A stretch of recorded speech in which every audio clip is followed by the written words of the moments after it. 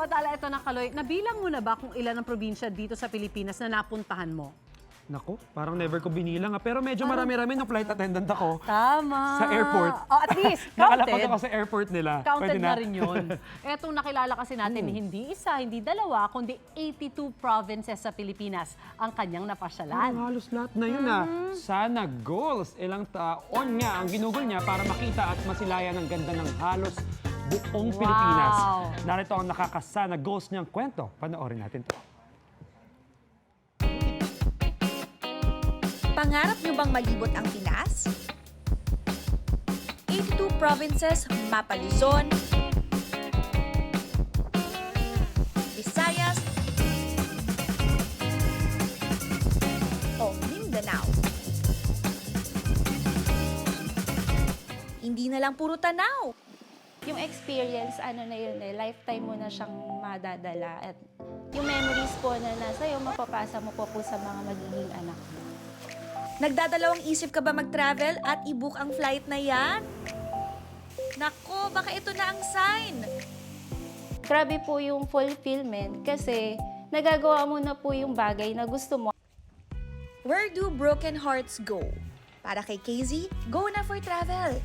As a broken, naghanap ako ng mapagdadivertan ko ng attention ko. Sa simula talaga, more on hiking lang ako, yon, mountain climbing. Then eventually, nag-transition na into traveling to different provinces. Bukod sa love for traveling, nahanap din sa kaka-travel ang true love. Naniniwala ako sa saying na what's meant to be will always find its way kasi doon ko rin nakilala yung husband ko sa pagta-travel. Sana all! Kaya mas ginanahan tuloy si KZ sa kanilang travel goal, ang malibot ang buong Pilipinas. Ang nagastos ko po siguro around 500,000. And kung may panghihinayang ba, wala po kasi yung experience, lifetime mo na siyang madadala.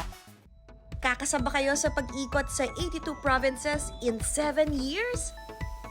Natapos ko po ito in the span of 7 years. I would say na yung Basilan, Sulu, and Tawi-Tawi. Maraming bad news tungkol sa mga provinces na to. Pero nung napuntahan ko po, parang nagulat ako. Sabi ko, wow, meron pala ganitong lugar dito sa Sulu na ang ganda ng beach. Meron palang magagandang falls dito sa Basilan.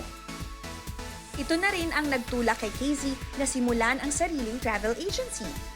That time, nung nag-start ako mag-travel, government employee pa lang ako. So, maliit lang po yung sahod ko noon.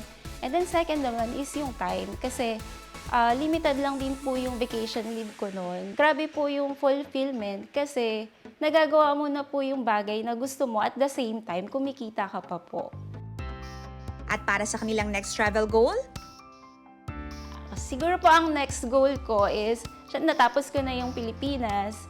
Siyempre, lalabas naman po tayo ng bansa natin. And nag-start na po kami mag-travel sa Asia.